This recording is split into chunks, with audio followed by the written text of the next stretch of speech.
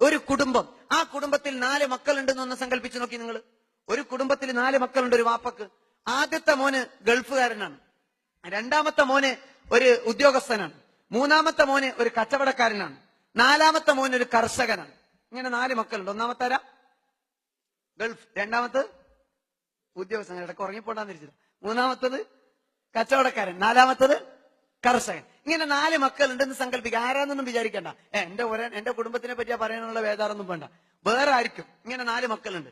ഈ 4 മക്കളുള്ള കഥ മാത്രങ്ങളൊന്ന് ആലോചിച്ച് നോക്കി.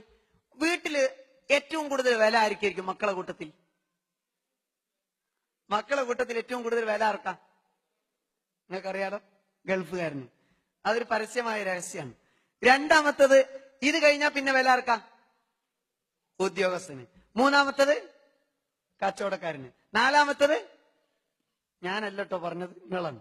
ഇനി ഇവിടെ വന്ന് ഞാൻ പ്രസ്താവിച്ചെന്ന് പറയരുത്, നിങ്ങൾ തന്നെയാണ് പറഞ്ഞത്. ഒന്നാമത്തെ ഗൾഫ്, രണ്ടാമത്തത് ഉദ്യോഗസ്ഥൻ, മൂന്നാമത്തത് കച്ചവടക്കാരൻ, നാലാമത്തത് കർഷകൻ. നിങ്ങൾക്കറിയാലോ, ഇത് ഇന്നത്തെ ഒരു യാഥാർത്ഥ്യമാണ്. ഈ യാഥാർത്ഥ്യത്തെ നിങ്ങൾ ഒരു ഭാഗത്ത് വെക്കാം. എന്നാൽ ഈ വില മാറണ ഞാൻ കാണിച്ചു തരാം. മാറ്റം വരുന്നത്, നിങ്ങളെ വീട്ടിലൊരു കല്യാണം വന്നു, പെങ്ങളെ കല്യാണം അല്ല മോളെ കല്യാണം. ആ പെങ്ങളെ കല്യാണം വന്നപ്പോ ബാപ്പന്റെ മുന്നിൽ ഈ ആലോചന വന്നാൽ, ഉമ്മന്റെ മുന്നിൽ ഈ ആലോചന വന്നാൽ, ആദ്യം ആരോട് ചോദിക്കട്ടെ എന്നാ പറയാ? ചർച്ചയൊക്കെ തുടങ്ങുന്നതിന് മുമ്പ് നമ്മളൊന്ന് ആരോട് ഒന്ന് ചോദിച്ചിട്ട് പറയാൻ. ആരോടാ പറയാ? കർഷകൻ, കച്ചവടക്കാരൻ, ഉദ്യോഗസ്ഥൻ, ആരാ? ഗൾഫുകാരൻ. നിങ്ങൾക്ക് ഒരു മിസ് കോൾ ഇടും, എന്നിട്ട് നിങ്ങളോട് ചെയ്യും, അല്ല മോനെ ഒരു ആലോചന വന്നിട്ടുണ്ട്, എന്താ കഥ? നിങ്ങൾ പറയണം, ഉമ്മ നോക്കിക്കോ, കുഴപ്പമൊന്നുമില്ല, ഞാൻ എന്തെങ്കിലും ആക്കാം എന്ന് പറഞ്ഞൊരു സിഗ്നൽ കിട്ടിയാലാണ് പിറ്റേന്ന് മുതൽ ആലോചന തുടങ്ങുക. കാരണം എന്താ? ആ കല്യാണത്തിന് കാര്യമായിട്ട് ഇറങ്ങേണ്ട സംഗതി ആരെടുത്തുനിന്ന് ഇറങ്ങുള്ളൂ? നിങ്ങളെടുത്തുനിന്ന് ഇറങ്ങുള്ളൂ. ആ ഇറങ്ങുന്ന ഉറപ്പ് വരുത്തിയിട്ടേ അവര് മുന്നോട്ട് പോകും. അപ്പൊ നിങ്ങൾ ഉറപ്പ് കൊടുത്തു, സിഗ്നൽ കൊടുത്തു, റെഡി, മുന്നോട്ട് പോവാം, അവിടെ നിങ്ങൾ വെക്കണം. രണ്ടാമത്തത്, എന്നിട്ട് ഇത് കല്യാണം അങ്ങോട്ട് പൈസ കൊടുത്തു, ധാരണയെ തീരുമാനം, കല്യാണത്തുമായി ആലോചനയായിട്ട് മുന്നോട്ട് പോകാൻ തീരുമാനിച്ചു. രണ്ടാമത്തെ പണി ആലോചനയാണ്, ചർച്ചകളാണ്. അപ്പൊ ഈ കുടുംബത്തിൽ നിന്ന് കുറച്ച് കാര്യപ്പെട്ട ആൾക്കാർ ആ കുടുംബത്തിൽ പോകണം, എന്നിട്ട് ചർച്ച ചെയ്യണം, എന്നിട്ട് ഇതിനൊക്കെ തീരുമാനാക്കണം, എന്താ കൊടുക്കണ്ട വാങ്ങണ്ടെന്നൊക്കെ ധാരണയാക്കണം, എങ്ങനെ ചടങ്ങ് എന്നൊക്കെ ധാരണയാക്കണം. ഈ ഒരു അന്തസ്സുള്ള ഒരു ചർച്ച നടത്തണം. ആ ചർച്ചക്ക് 4 മക്കളെ കൂട്ടത്തിൽ വാപ്പയും ഉമ്മയും കാരണന്മാരൊക്കെ ആരെ വിടുക? നിങ്ങൾ ലീവിന് നാട്ടിലുണ്ടെന്ന് വിചാരിച്ചോളി.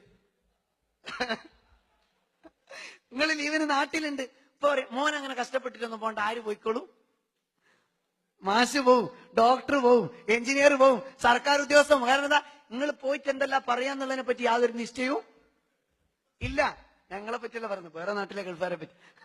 അപ്പൊ ഈ ആളുകൾ പോയാൽ എന്താവും എന്നുള്ളതൊരു പ്രശ്നമാണ്. അപ്പൊ എന്ത് ചെയ്യും? അവരാരും റിസ്കിന് നിൽക്കൂല. സംഗതി പൈസകൾ എടുത്തിട്ടുണ്ട്, പക്ഷെ വർത്താനം കിട്ടുമെന്നുള്ള പേടിയുള്ളത് കൊണ്ട് ആരെ വിടും? കാരണം എന്താ? കുടുംബത്തിനൊരു തറവാടിത്തം വരും. അത് പറഞ്ഞിട്ടാ, മാഷാണ് ഒരാങ്ങള, എഞ്ചിനീയറാണ് ഒരാങ്ങള, ഒരു ഡോക്ടറാണ്, അല്ലെങ്കിൽ സർക്കാർ ഉദ്യോഗസ്ഥനാണെന്ന് പറയുമ്പോ ആ ആലോചനക്ക് ഒരു ഗാംഭീര്യം വന്ന് 2 അയങ്ങൾ ഔട്ടായേ, മറ്റാള് പൊന്തി. ഇനി കുറച്ചും കൂടെ അങ്ങോട്ട് മുന്നോട്ട് പോകണം. അങ്ങനെ അയാൾ പോയി കാര്യങ്ങളൊക്കെ ഉറപ്പിച്ചു, കല്യാണം തീരുമാനമായി കഴിഞ്ഞാൽ മൂന്നാമത്തെ സ്റ്റേജ്, കല്യാണത്തോടനുബന്ധിച്ചുള്ള 2 മാസം ഒരുപാട് പണികൾ ഉണ്ടാവും, ഇല്ലേ? വീട് പണി, ആ കാര്യങ്ങൾ ഒരുക്കാനുള്ള പണി, പലരെയും ക്ഷണിക്കാനുള്ള പണി, പലതും ഏൽപ്പിക്കണം, പന്തലേൽപ്പിക്കണം, ഭക്ഷണത്തിന് ഏൽപ്പിക്കണം, സാധനങ്ങൾ വാങ്ങണം, ഒരു പൊന്ന് വാങ്ങണം, ഒരുപാട് പണിയുണ്ട്. ഈ ഉത്തരവാദിത്തങ്ങളൊക്കെ നല്ല നിലക്ക് പ്ലാൻ ചെയ്ത് ആലോചിച്ചും കണ്ടും ചെയ്തില്ലെങ്കിൽ നമ്മളെ ആധാരം കൊടുക്കേണ്ടി വരുന്ന ഒരു അവസ്ഥയിലെത്തിപ്പോവും. അപ്പൊ ഇതൊക്കെ കൈകാര്യം ചെയ്യാൻ പൈസ ഉള്ള നിങ്ങൾ ഏൽപ്പിക്കോ, ബുദ്ധിയുള്ള ഉദ്യോഗസ്ഥനെ ഏൽപ്പിക്കോ, അല്ല വേറെ ആരെങ്കിലും ഏൽപ്പിക്കോ? കച്ചവടക്കാരനെ ഏൽപ്പിക്കും. നിങ്ങൾ പറയാണ് പന്തലിന് ഞാൻ ഏൽപ്പിക്കാന്ന് പറഞ്ഞാൽ എന്താ ഒരു പറയാ? എനിക്ക് എന്ത് കണ്ടിട്ടാണ്? അതൊക്കെ ചെയ്യേണ്ടല്ലോ ചെയ്തോളൂ, ഇനി എന്താ കൊടുക്കേണ്ടതെന്ന് വെച്ചാൽ കൊടുത്താ മതി. പന്തൽ ഓലേൽപ്പിക്കും, സാധനത്തിന് ഓലേൽപ്പിക്കും, കല്യാണത്തിന്റെ പണിക്കാരെ വരെ വിളിക്കും, ഒക്കെ കച്ചവടക്കാരൻ കൈകാര്യം ചെയ്യും. അപ്പൊ മൂന്നാമത്തെ റോള് കച്ചവടക്കാരന് കിട്ടി. നാലാമത്തെ നോക്കുക, അങ്ങനെ കച്ചവടക്കാരന് ഓർഡർ ചെയ്ത സംഗതികളൊക്കെ വന്നു. കല്യാണത്തിന്റെ ഒരാഴ്ച മുമ്പ് പോത്ത് വന്നു, സാധനം വന്നു, പണിക്കാർ വന്നു, പന്തലുകാർ വന്നു. ഇതൊക്കെ വന്നു കഴിഞ്ഞാൽ പിന്നെ വേണ്ടത് തോർത്തുമുണ്ട് എടുത്തിട്ട് 2 ആൾ ഒപ്പരം നടക്കണം. എന്നിട്ട് ഓലിതൊക്കെ ചെയ്ത് വേണ്ടതൊക്കെ സൗകര്യങ്ങളൊക്കെ, പശ്ചാത്തല സൗകര്യങ്ങളൊക്കെ ഒരുക്കി കൊടുക്കണം. നിങ്ങൾ മുണ്ടും മടക്കുത്തിങ് ഇറങ്ങിയാൽ ഉമ്മ അന്നേരം പറയും, വേണ്ട, എനിക്കതിനൊന്നും ആവില്ല, ഈ മാറിയുന്നു.